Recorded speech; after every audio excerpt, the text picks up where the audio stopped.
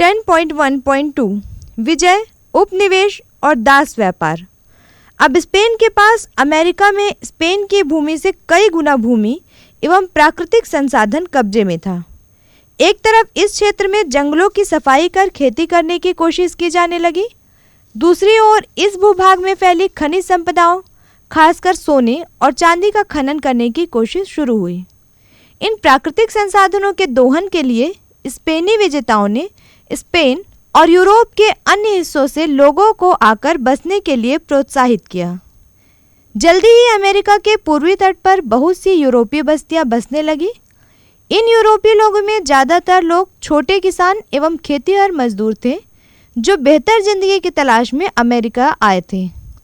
जंगल को साफ कर उसे खेती लायक बनाने और खेती करने के लिए मानव श्रम की आवश्यकता थी। इसके लिए अमेरिका के मूल निवासियों से बेगार करवाई जाने लगी। प्रत्येक गांव को अपने युवाओं को स्पेनी लोगों के खेतों या खदानों पर काम करने के लिए कई महीनों के लिए भेजना पड़ता था। दुर्भाग्यवश ज़्यादातर स्थानीय निवासी धीरे धीरे बेगार, युद्ध और महामारियों की चपेट में आकर मारे जा रहे थे। चूँकि अमेरिका अब तक बाकी देशों के संपर्क में नहीं था, वहाँ के लोग एशिया और यूरोप की बीमारियों के आदी नहीं थे और उनका प्रतिरोध करने की शक्ति उनमें नहीं थी। इस कारण चेचक जैसी बीमारी वहाँ महामारी बनकर विनाश लीला कर गई। मैक्सिको की आबादी सन 1519 में लगभग 2.5 करोड़ थी। यह सन 1568 तक कम होकर 26 लाख रह गई। इस तरह पेरू की आबादी सन 1532 में 90 लाख से कम होकर सन 1570 में 13 लाख हो गई। यानी जहां 100 लोग रहते थे वहां केवल 10-15 लोग ही बचे। इस बड़े भूभाग पर मानव श्रम की पूर्ति के लिए अफ्रीका से बड़े पैमाने पर दासों को लगाया जाने लगा। जैसे जैसे यूरोपीय लोग अमेरिका में नए इलाकों को अपने अधीन करते गए, वैसे वैसे अफ्रीका से दासों के व्यापार में अधिक वृद्धि हुई। अटलांटिक दास व्यापार सन 1451 से सन 1870 तक चला। इस बीच लगभग 1 करोड़ अफ्रीकी गुलाम बलपूर्वक अमेरिका लाए गए। इनमें से स्पेनिश अमेरिका में 16 लाख, ब्राज़ील में 36 लाख, संयुक्त राज्य अमेरिका में, ब्रिटिश उपनिवेशों में 20 लाख और फ्रांसीसी कैरिबियाई क्षेत्र में 16 लाख गुलाम लाए गए। इस प्रकार अमेरिका महाद्वीप में एक मिश्रित आबादी रहने लगी, जिसमें मूल निवासी इंडियन, अफ्रीकी तथा यूरोपीय लोग सम्मिलित थे। कई यूरोपीय लोगों ने अपनी नस्लीय पहचान को बनाए रखने का प्रयास किया, मगर समय के साथ लोगों की संस्कृति में परस्पर आदान प्रदान होने लगा।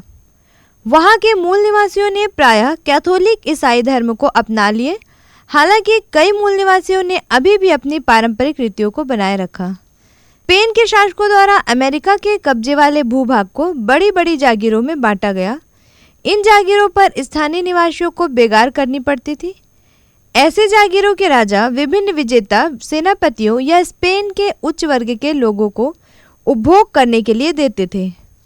इन जागीरों पर उनके मालिक अफ्रीकी दासों, स्थानीय जनजाति एवं स्पेन से आए छोटे किसानों और चरवाहों से खेती करवाने लगे। अफ्रीकी दासों और स्थानीय जनजातियों की मेहनत से इस भूभाग पर खेती और पशुपालन का खूब विकास हुआ। जल्दी ही यह भूभाग यूरोप को शक्कर और मांस का निर्यात करने लगा। कृषि के अलावा इस भूभाग पर खनन उद्योग का भी खूब विकास हुआ। चांदी की बहुत बड़ी बड़ी खानें खोली गई, जिनसे व्यापक पैमाने पर चांदी निकाली जाने लगी। इसके अलावा तांबा और टीन का भी खनन काफ़ी तेजी से बढ़ा। इन खानों के आसपास बड़े बड़े शहर बसने लगे। 10.1.3 शासन व सामाजिक संरचना। स्पेनी साम्राज्य का नियंत्रण स्पेन स्थित परिषद द्वारा होता था।